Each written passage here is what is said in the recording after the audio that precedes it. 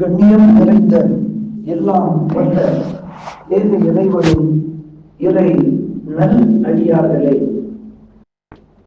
இந்த உலகில் வாழ்கின்ற மக்கள் அனைவர்களும் இரண்டு விஷயங்களில் மிகுந்த அதி கவனம் செலுத்த வேண்டும். மிகுந்த கவனத்துடன் நாம் அதை கையாள வேண்டும்.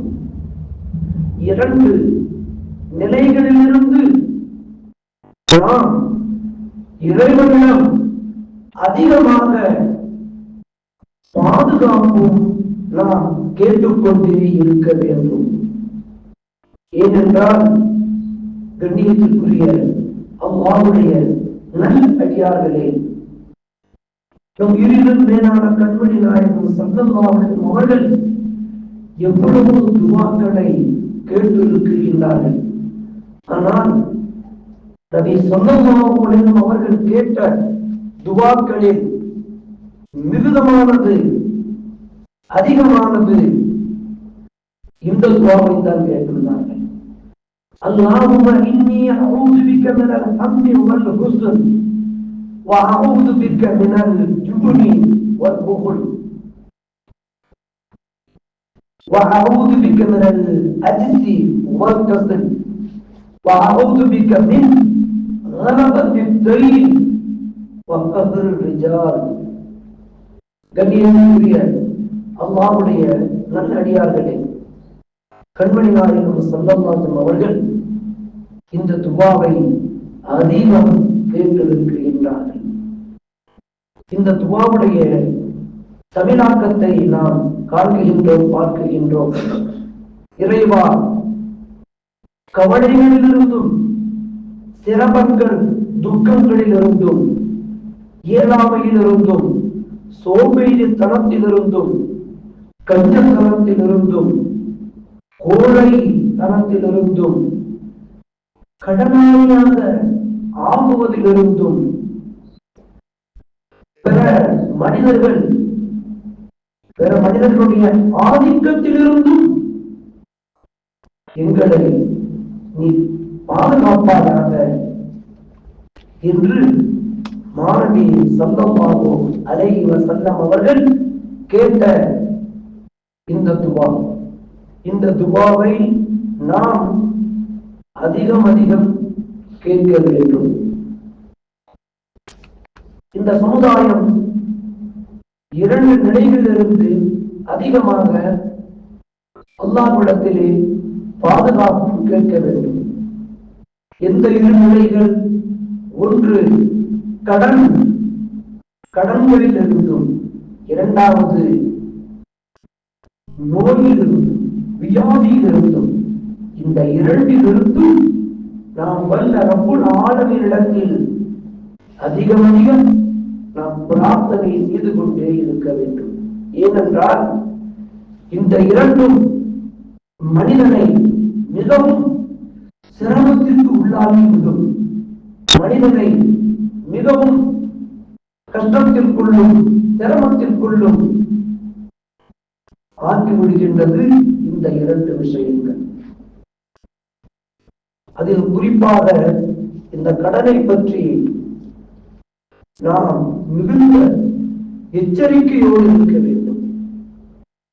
கண்மணி நாயகம் ஸல்லல்லாஹு அலைஹி வஸல்லம் அவர்கள் இந்த கடனிலிருந்து பாதுகாக்கக்கூடிய துஆவையும் அதிகமாக செய்துள்ளார்கள். அல்லாஹும்ம இன்னி அஊது பிக்க மினல் மஹ்சூமி மினல் மஹ்ரமி, பாவங்களிலிருந்தும் கடன்களிலிருந்தும் என்னை பாதுகாப்பாயாக என்று சொல்லக்கூடிய இந்த துஆவையும் கண்மணி நாயகம் ஸல்லல்லாஹு அலைஹி வஸல்லம் அவர்கள் அதிகமாக கேட்டிருக்கிறார்கள். ஏனென்றால் இந்த இரண்டும் நம்முடைய வாழ்வில் நிம்மதியை அது இழக்க செய்துவிடும். நாம் நிம்மதியாக வாழ முடியாது இந்த உலகில். அந்த அடிப்படையில் நாம் பார்க்கின்றோம், அபூ ஸஈத் குத்ரி ரலியல்லாஹு தஆலா அன்ஹு கண்மணி நாயகம் ஸல்லல்லாஹு அலைஹி வஸல்லம் அவரிடத்தில் வந்து கேட்பார்கள், யா ரசூலல்லாஹ், அல்லாஹ்வுடைய தூதரே, நான் அதிகமாக கடனால் அவதிப்படுகின்றேன். எனது கடனை போக்குவதற்கு வழியை எனக்கு சொல்லித்தாருங்கள், கற்றுத்தாருங்கள் என்பதாக நபித்தோழர் அபூ ஸஈத் குத்ரி ரலியல்லாஹு அன்ஹு அவர்கள் வந்து கேட்கின்ற பொழுது கண்மணி நாயகம் ஸல்லல்லாஹு அலைஹி வஸல்லம் அவர்கள் அவர்களுக்கு கற்றுக் கொடுத்த துஆ தான் நான் மேலே ஓதி காட்டிய அந்த துஆ. இந்த துஆவை நபித்தோழர் அபூ ஸஈத் குத்ரி ரலியல்லாஹு அன்ஹு அவர்கள் காலையிலும் மாலையிலும் அவர்கள் ஓதி வருகின்றார்கள். விரைவிலே கடலில் இருந்து அவர்கள் விடுபட்டு வருகின்றார்கள். ஆக ஒரு மனிதன் இந்த உலகிலே யாருக்கும் வரக்கூடாத நிலை இந்த இரண்டு நிலைகள். யாருக்குமே என்ன செய்யக்கூடாது, இந்த இரு நிலைகள் வரவே கூடாது. அல்லாஹ் பாதுகாக்க வேண்டும். இந்த கடலிலிருந்தும் நோயில்லாத வாழ்க்கையும் நமக்கு வல்ல ரப்புல் ஆலமீன் தர வேண்டும். பெருமானார் கேட்ட துவாக்களில் இன்னும் ஒரு பெருந்தீனமான துவா, ஆரோக்கியத்தையும் வல்ல ரப்புல் ஆலமீனிடத்திலே கேட்டிருக்கிறார்கள். அல்லாஹும்ம இன்னா நஸ்அலுக அல்-அஃவ வல் ஆஃபியா ஃபித் துன்யா வல் ஆখিরাহ. யா அல்லாஹ், எங்களுக்கு உடல் நலத்தை, உடல் ஆரோக்கியத்தை நீ தருவாயாக, இம்மையிலேயும் மறுமையிலேயும் என்று சொல்லக்கூடிய இந்த துஆவையும் கண்மணி நாயகம் ஸல்லல்லாஹு அலைஹி வஸல்லம் அவர்கள் அதிகமாக கேட்டிருக்கின்றார்கள். அந்த அடிப்படையிலே கண்ணியத்திற்குரிய அல்லாஹ்வுடைய நல்லடியார்களே, வல்ல ரப்புல் ஆலமீன் நம் அனைவர்களையும், இந்த உலகில் வாழ்கின்ற மக்கள் யாவரையும் இந்த இரு நிலைகளிலிருந்து அல்லாஹ் பாதுகாத்து அருள் புரிவானாகவும். ஆமீன். இந்த கடல்களால் நமக்கு ஏற்படக்கூடிய இழப்புகளை நாம் பார்க்கின்றோம். முதலாவது, சுவனம் செல்வது தடையாக ஆகிவிடுகின்றது. முதலாவது, சுவனம் செல்வது தடையாக ஆகிவிடுகின்றது. அல்லாஹ் தஆலா ஒரு நபித்தோழர் பெருமானார் முன்னிலையிலே அமர்ந்திருக்கின்றார்கள். அப்படி அமர்ந்திருக்கின்ற பொழுது கண்மணி நாயகம் ஸல்லல்லாஹு அலைஹி அவர்கள் மிகுந்த கவலையோடு இருக்கின்றார்கள். என்ன என்று அந்த நபித்தோழர் அவர்கள் கேட்கின்ற பொழுது அல்லாஹ் தஆலா இப்பொழுது ஒரு இறை ஆயத்தை எனக்கு இறக்குகின்றான். அதாவது பத்ர் யுத்தத்திலே கடந்து கொல்லப்பட்டு ஷஹீதாக்கப்பட்டு ஒரு ஷஹீத், இந்த ஷஹீதாக இருந்தாலும் கூட அவரிடத்திலே கடன் இருக்குமேயானால் அவர் என்ன செய்ய முடியாது, சுவனம் செல்ல முடியாது.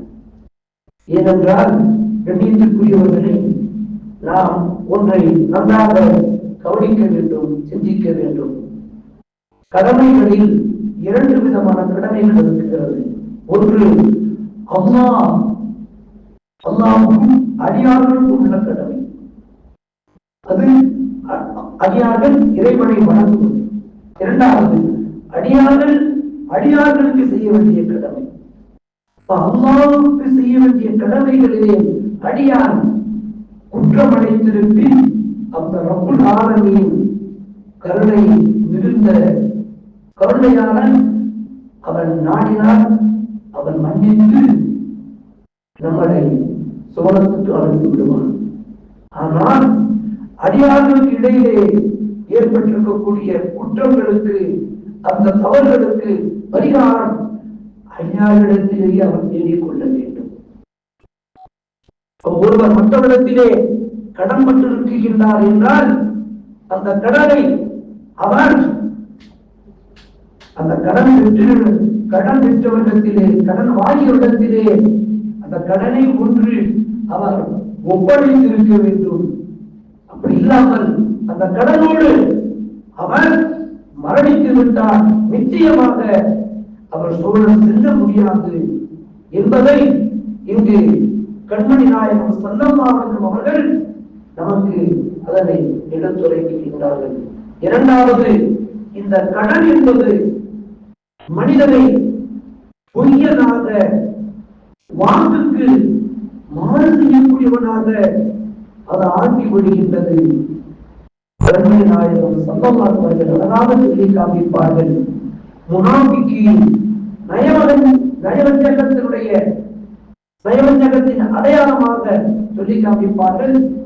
ஆயத்தின் முனாஃபிக்கு சலாத்து இதா சதம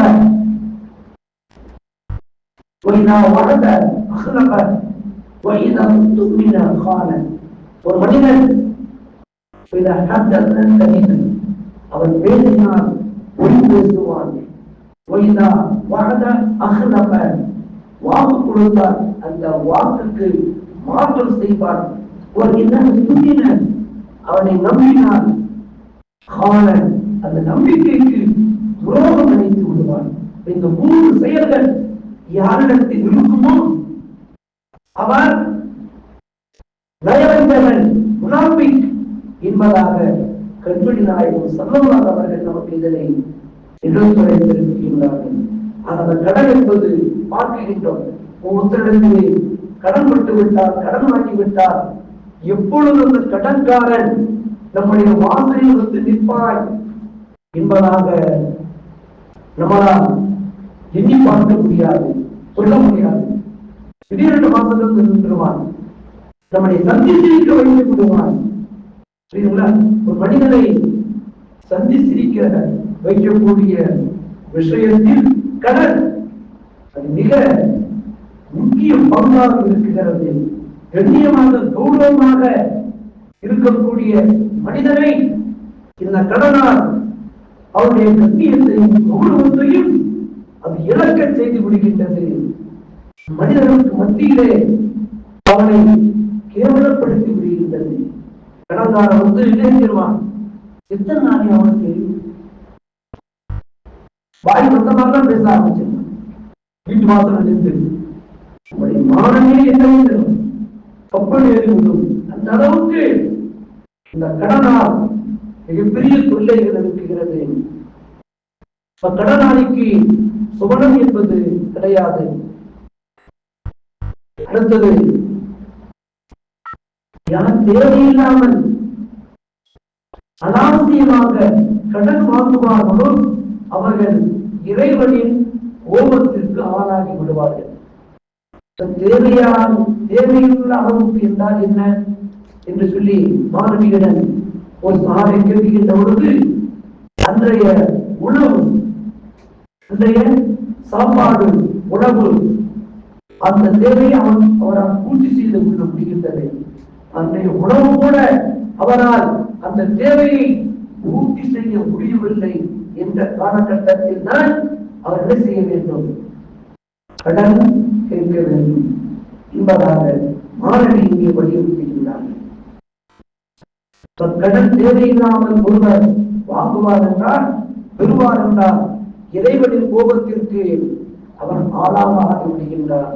அடுத்ததாக, கடன் பட்டவர் அந்த கடனை அவர் செலுத்தாதவரை அவர் இறந்து விட்டால் அவருடைய ரூபாகின்றது, அவருடைய ஆன்மாவாகின்றது அந்தரத்திலே துஞ்சி கொண்டிருக்கிறது.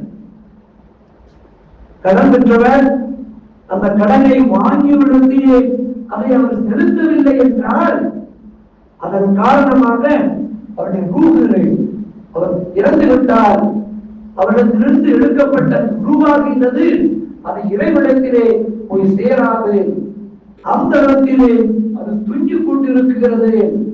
அந்த கடனை உரியவர்கள் செலுத்துகின்ற வரைகள். அதனால்தான் நாம் பார்க்கிறோம், ஜனந்தா வந்துவிட்டால் அந்த ஜனாசாவுக்கு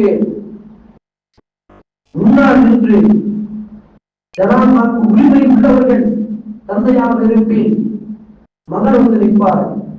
எனது தந்தை உங்களிடத்திலே கடன் பட்டிருந்தால் சொல்லுங்கள், அந்த கடனுக்கு நான் பொறுப்பெடுத்துக் கொள்கின்றேன் என்பதாக சொல்லி நிறுத்தினார்கள். அந்த ஜனாசாவுக்கு முன்னாடி நின்று இப்படி கேட்பது வழக்கமாக இருந்து வருகின்றது. மகனாக இருந்தால் தந்தைக்காக மகன், மகனுக்காக தந்தை இணைந்துவாங்க. இது போன்ற சூழ்நிலைகளை பார்க்கின்றோம். கடன் பட்டவர் சிறை கைதியை போன்று ஆகிவிடுகின்றார். கடன் பட்டவர் எப்படி ஆகிறாரு? சிறை கைதியை போன்று ஆகிவிடுகின்றார். சிறை கைதிய அவரால சுயமா அவரின் இல்லத்துக்கு ஒரு சிறை கைதியை நடக்க முடியுமா? அவரால் எதுவும் செய்ய முடியுமா? எதுவுமே செய்ய முடியாது. எப்பொழுதும் அவருக்கு பக்கமாக 2 காவலர்கள் இருந்து கொண்டே இருப்பார்கள். அவர்களை மீறி என்ன செய்ய முடியாது. இவனால் சுயமாக தன் இஷ்டத்திற்கு எதையும் செய்ய முடியாது. அது போன்றுதான் கடன்பட்டவர்கள், கடனை வாங்கியவர்கள் என்ன செய்ய முடியாது. அவரால் சுயமாக அவன் இஷ்டத்திற்கு இதையும் செய்துவிட முடியாது. கடன்காரன் வந்து நிற்கிறான், எனக்கு இவ்வளவு கடன் கொடுக்க வேண்டியது இருக்கிறது, அதையெல்லாம் விட்டுவிட்டு இவ்வளவு பெரிய ஓரமாக ஒரு விசேஷம் நிகழ்ச்சி நடத்துகின்றாயா? என்ன செய்ய முடியாது. இந்த கடன்காரனுக்கு எங்க இப்ப வந்துருவானோ, பிள்ளைங்க கல்யாணம் வச்சிருப்பாரு, ஏற்கனவே கடன் வாங்கியிருப்பாரு, அடுத்த பிள்ளைக்கு கல்யாணம் வச்சிருப்பாரு. கடன்காரன் வந்து செஞ்சிருவான். முதலுடைய கடனுக்கு பைசல பண்ணு இல்ல நிக்கால் நடத்த முடியாது. பார்க்கிறோமா இல்லையா? அதுபோன்று ஜனாசாவுடைய நிலையிலையும் அதை பார்க்கின்றோம். கடன்காரன் வந்து நின்றுவான், என் கடனுக்கு பதில் சொல்லிட்டு இந்த ஜனாசாவை நீங்கள் தூக்கி செல்லுங்கள், இல்லை என்றால் அதுவரையிலையும் இந்த ஜனாசாவை இணைந்திட முடியாது, அடக்கிவிட முடியாது என்பதாக அங்கேயும் பிரச்சனை, அங்கேயும் கடன்காரன் வந்துடுவான். புரியுதுங்களா? கடன்காரனுடைய நிலைமை இப்படித்தான் இருக்கிறது. இது போன்ற இழப்புகள் கடனால் நமக்கு ஏற்படுகின்றது. அந்த கடன்களில் இருந்து நாம் என்ன செய்ய வேண்டும்? அல்லாஹ்விடத்திலே அதிகம் நாம் துஆ செய்து கொண்டே இருக்க வேண்டும். கண்ணியத்திற்குரிய அல்லாஹ்வின் நல்லடியார்களே, அந்த கடனை ஒரு மனிதர் எப்பொழுது பெறலாம்? அதை மாணவியை அவர் அழகாக சொல்லி காட்டுவார்கள். நாம் ஒரு வருடத்திலே கடன் வாங்குகின்றோம் என்றால் அந்த கடனை நம்மால் திருப்பி செலுத்திவிட முடியும், கொடுத்து விட முடியும் என்றால் உறுதியாக அந்த கடனை வாங்கலாம். கடனை திருப்பி செலுத்த அவருக்கு தகுதியும் இருக்க வேண்டும். கடனை செலுத்த தகுதியும் இருக்க வேண்டும். 3வது, ஷரியத் அனுமதிக்கப்பட்ட, மார்க்கம் அனுமதித்த விஷயங்களிலே நாம் கடன் பெற்றுக் கொள்ளலாம். இவைகளை தவிர மற்ற இடங்களில் கடன் வாங்குவது நமக்கு அழகல்ல என்பதை மார்க்கம் நமக்கு அழகாக அதனை கற்றுத் தருகின்றது. அல்லாஹ் தஆலா இந்த கடனுடைய விஷயத்தை பற்றி 2வது அத்தியாயம் 282 இறைமறை வசனத்திலே அல்லாஹ் அதனை அழகாக பதிவு செய்கின்றான். ஒரு கட்டான சூழ்நிலை, வேற வழியே இல்லை, கடன் வாங்கித்தான் ஆக வேண்டும் என்றால் நீங்கள் என்ன செய்து கொள்ளுங்கள்? அந்த கடனை பதிந்து கொள்ளுங்கள், அதனை பத்திரம் எழுதி வைத்துக் கொள்ளுங்கள், அதற்கு சாட்சியையும் வைத்துக் கொள்ளுங்கள் என்பதாக அல்லாஹ் தஆலா கடன் வாங்கக்கூடிய அந்த முறையையும் அந்த திருமறையிலே அழகாக நமக்கு பதிவு செய்கின்றார். பார்க்கின்றோம். அதாவது இன்றைய காலகட்டத்திலே கடனை வாங்கிவிட்டு அந்த கடனை திருப்பி செலுத்த முடியாத எத்தனையோ குடும்பங்கள் இருக்கத்தான் செய்கின்றது. அதையும் நாம் பார்க்கின்றோம். அல்லாஹ் தஆலா யாரெல்லாம் கடன் பட்டிருப்பார்களோ, கடன் தொல்லையினால் அவதியுற்றுக் கொண்டிருக்கின்றார்களோ அந்த குடும்பத்தினர்களுக்கு, அத்தகைய மனிதர்களுக்கு அல்லாஹ் தஆலா அந்த கடனிலிருந்து அவர்களுக்கு நிவாரணத்தை வல்ல ரப்பல் ஆலமீன் ஏற்படுத்தி கொடுப்பாராங்க. அல்லாஹ் கடன் இல்லாத வாழ்க்கையை அல்லாஹ் அவர்களுக்கும் நமக்கும் அல்லாஹ் தந்த புரிவாராங்க. அக்கடனை வாங்கியவர்கள் அந்த கடனை செலுத்தக்கூடிய விஷயத்திலே மிகவும் நீதமாக நேர்மையாக நடந்து கொள்ள வேண்டும் என்பதற்கும் நாம் குர்ஆனிலிருந்து திருக்குர்ஆனிலிருந்து நாம் காண்கின்றோம், பார்க்கின்றோம். யூதர்களிலே ஒருவர் கடனை பெற்றிருக்கின்றார். கடனை பெற்றவர் அந்த கடனை திருப்பி செலுத்த வேண்டும். ஆனால் அவர் தொலைதூரத்தில் இருக்கின்றார்.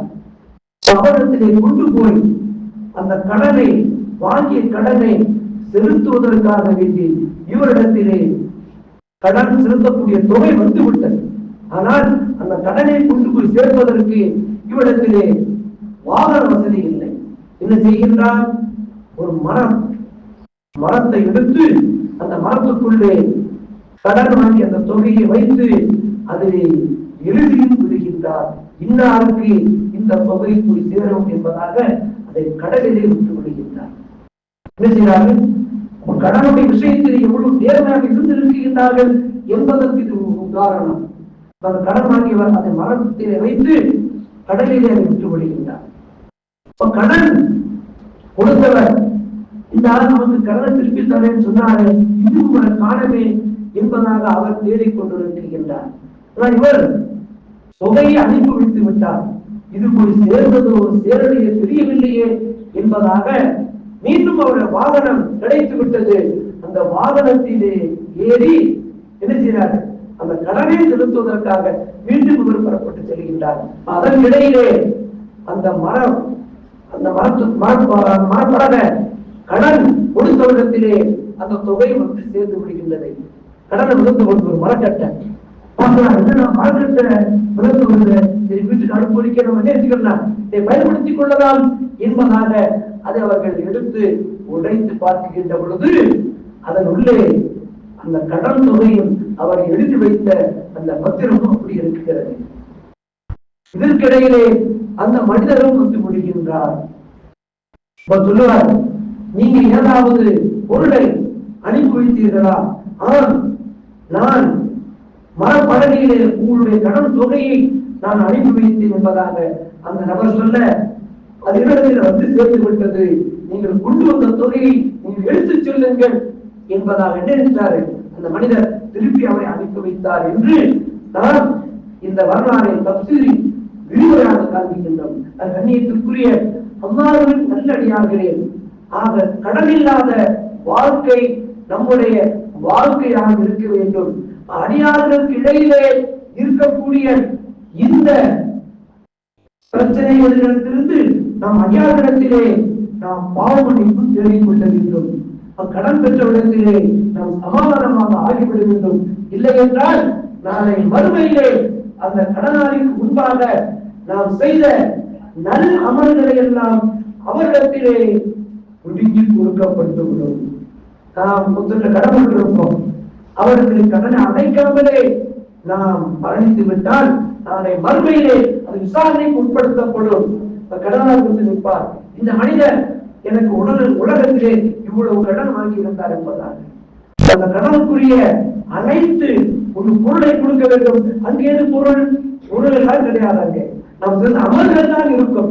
அல்லாஹ் தஆலா நாம் செய்த அத்துணை அமல்களையும் அந்த கடன் பெற்றவரிடத்திலே அதை கொண்டு போய் சேர்த்து விடுவார்.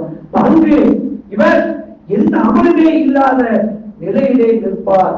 பரிதாபமான முறையிலே அவர் நிற்கக்கூடிய சூழ்நிலை அங்கு ஏற்பட்டுவிடும்.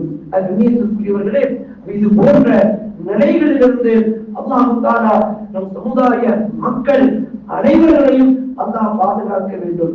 அதுபோன்று அடியார்களுக்கு இடையிலே நாம் கடன் பெற்றிருந்தால் அந்த கடன் விஷயத்திலேயும் நாம் எச்சரிக்கையாக மிகுந்த கவனமாக இருந்து கொள்ள வேண்டும். அடுத்ததாக நாம் நம்மை படைத்த முழு உலகையும் படைத்த ரப்புல் ஆலமீன் வல்ல இறைவனுக்கும் நாம் கடன் பட்டிருக்கின்றோம். அந்த கடனையும் நாம் செலுத்த வேண்டும். அந்த கடனோடு நாம் இருப்போம் என்றால் நாளைக்கு அதற்கும் அங்கே தீர்வு காணப்படும். கண்ணியத்திற்குரியவர்கள், அல்லாவுக்கு செய்ய வேண்டிய, அல்லாவுக்கு கொடுக்க வேண்டிய கடன், அழகிய கடன். நல்லது இருக்குமாக கர்லர் ஹசனா பஹினாய் பஹு லவ் அஜ்ருன் கரீம்.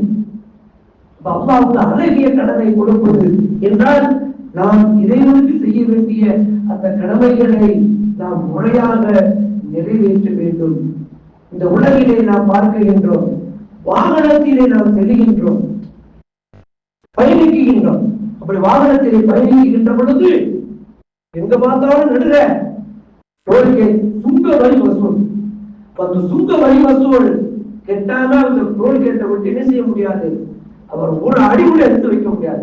அது போன்று அல்லாஹ் தஆலாவுக்கு நாம் செலுத்த வேண்டிய அந்த கடன், அந்த கடன் தான் நம்மை படைத்த, நமக்கு கை கால்களை அழகாக அழகுற அமைத்து கொடுத்த, கண்களை, கண்களிலிருந்து ஒளியை நமக்கு வழங்கிய, இந்த நாவிலே பேச்சாற்றலை கொடுத்த, இந்த காதுகளில் கேட்கக்கூடிய தன்மையை வழங்கிய அந்த ரப்புல் ஆலமீனுக்கு இவைகளுக்கெல்லாம் செய்ய வேண்டிய அந்த கடன் தான் அழகிய கடன். ஐவேளை தொழுகையை நாம் இமாம் ஜமாத்துடன் நிறைவேற்றுவது. இதிலே ஒருவர் குறைபாடுகள் வைத்திருப்பார் என்றால் இறைவனுக்கு செய்ய வேண்டிய அந்த கடமையிலே, அந்த கடனிலே, ரப்புல் ஆலமீனுக்கு செய்ய வேண்டிய வணக்கத்திலே அவர் குறை வைத்திருந்தால் அந்த கடனுக்கும் அங்கு அவர் பதில் சொல்லியே ஆக வேண்டும். இந்த டோல்கேட்டிலே நமக்கு வரி செலுத்த வேண்டும். வரி செலுத்துவதற்கு அந்த இடத்திலே நமக்கு தொகை இல்லை என்றால் நமக்கு உதவி செய்வதற்கு ஆள் இருப்பார்கள். யார்கிட்டையாவது கேட்டு வாங்கிட்டே இருந்தால் அந்த சுங்க வரியை நாம் செலுத்தி விடலாம், செலுத்திவிட்டு நடந்து விடலாம். நாளை மறுமையிலே நாம் செலுத்த வேண்டிய அந்த கடனுக்கு நாம் தான் பதில் சொல்ல வேண்டும். அங்கே நமக்கு பொறுப்பாளியாக யாரும் வர முடியாது, நமக்கு உதவிக்காகவும் யாரும் வர முடியாது என்பதை நாம் மனதில் அதை நாம் தெளிவுபடுத்திக் கொள்ள வேண்டும். கணியத்துக்குரிய அல்லாஹ்வின் நல்லடியார்களே, ஆக சமுதாய மக்களாகிய நாம் அனைவர்களும் இந்த உலகில் அதிகமாக இறைவனிடத்திலே நாம் கேட்கக்கூடிய துவாக்களில் இரு நிலைகளிலிருந்து அல்லாஹ்விடத்திலே நாம் பாதுகாப்பை கேட்க வேண்டும். ஒன்று கடனில்லா வாழ்க்கை, இரண்டாவது நோயற்ற வாழ்க்கை. இரண்டாவது என்னது? நோயற்ற வாழ்க்கை. உடல் ஆரோக்கியத்துடன், உடல் சரீர நோக்குடன் கூடிய இந்த வாழ்க்கை. இந்த இரண்டையும் அல்லாஹ்விடத்திலே நாம் கேட்டு பெற வேண்டும். கடனில்லாத வாழ்க்கையும் நோயற்ற வாழ்க்கையும் அல்லாஹ் தஆலா நமக்கு வழங்குகின்றான். எதன் மூலியமாக? நாம் இறைவனை வணங்குவதன் மூலமாக, இறைவனை வழிபடுவதன் மூலமாக. ஒரு மனிதர் அதிகாலையிலே சுபஹ் தொழுகையை நிறைவு செய்துவிட்டு அவர் தன்னுடைய வேலைக்கு, தொழிலுக்கு, உத்தியோகத்திற்கு எதுவாக இருந்தாலும் அவர் செல்வார் என்றால் அந்த அதிகாலை நேரம் பரக்கத்திற்குரிய நேரமாக இருக்கிறது. அதை நிறைவு செய்துவிட்டு நாம் வெளியே சென்றால் பிறரிடத்திலே கடன் வாங்குவதற்குரிய அவகாசம் அவசியம் நமக்கு இல்லை. இந்த எத்தனை நபர்கள் சுபஹ் தொழுகையை தவறிவிட்டு அதனை உதறி தள்ளிவிட்டு அதிகாலையிலே எழுந்திருக்கக்கூடிய நாம் 8 மணிக்கு சூரியன் உதித்த பிறகுதான் எழுகின்றோம். அதற்கு பிறகு நாம் உத்தியோகத்திற்கு, வேலைக்கு, தொழிலுக்கு செல்கின்றோம். அப்படி செல்கின்ற பொழுது அதிலே இறைவன் புறத்திலிருந்து அவள் இருக்கும் குறைவாக இருக்கும். அங்கே கடன் வாங்க வேண்டிய சூழ்நிலைக்குத்தான் நாம் தள்ளப்படுவோம். எவ்வளவுதான் சம்பாதித்தாலும் அது போதாது என்கின்ற நிலைதான் நமக்கு வரும். கண்ணியத்திற்குரியவர்களே, எல்லாவற்றுக்கும் மார்க்கம் நமக்கு வழியை காட்டி தருகின்றது. கடனில்லா வாழ்க்கைக்கும் நோயற்ற வாழ்க்கைக்கும் இஸ்லாம் நமக்கு வழிகாட்டுகிறது. அந்த வழிகாட்டுதல் தான் ஐவேளை தொழுகையை நாம் இமாம் ஜமாத்தோடு நிறைவேற்றுவது. அந்த அதை திருமணத்தில் சொல்லி காமிக்கிறான்.